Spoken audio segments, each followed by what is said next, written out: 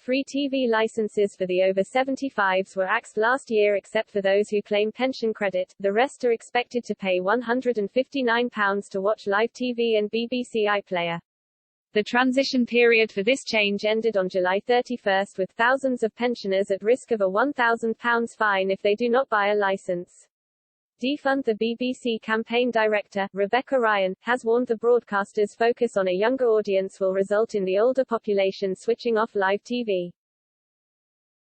Speaking to Express.co.uk, Ms. Ryan said, "Young people really do not sit and wait in the evening to be shown whatever programme a broadcaster wants to show them at that time.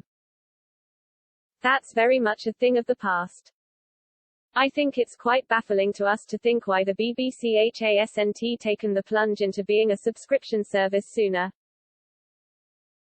They know that it's coming. They know they're not going to change the tide on this, and yet rather than appealing to the over-40s who still watch live TV, they're fixating so heavily on the youth audience who are just not interested. The BBC should broaden its horizons beyond its central London and Salford bases," Media Minister John Whittingdale said, but he denied the government was waging a culture war against the corporation and Channel 4. Mr. Whittingdale said the BBC's own bosses were working on addressing criticism that it had been too metro-centric in the past. And he defended the potential privatisation of Channel 4, arguing that the long-term viability of the broadcaster was at stake.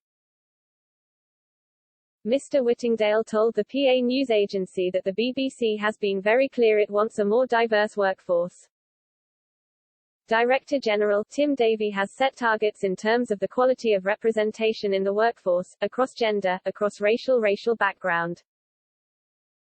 And we've also been very clear that it needs to be reflecting the UK as a whole, the nations and regions of the UK, and not just people who happen to live close to central London or Salford.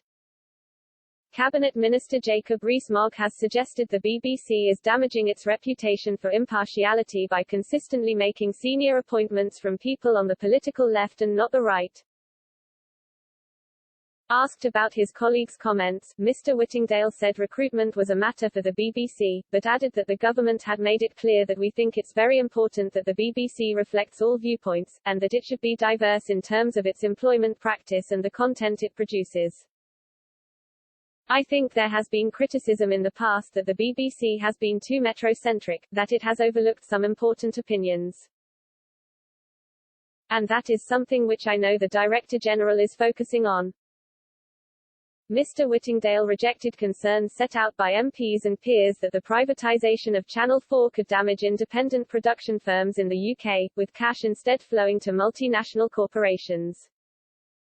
A consultation on privatising the channel is underway, and the minister said, "We are now in a world of many different content providers, a lot of whom are investing in UK production.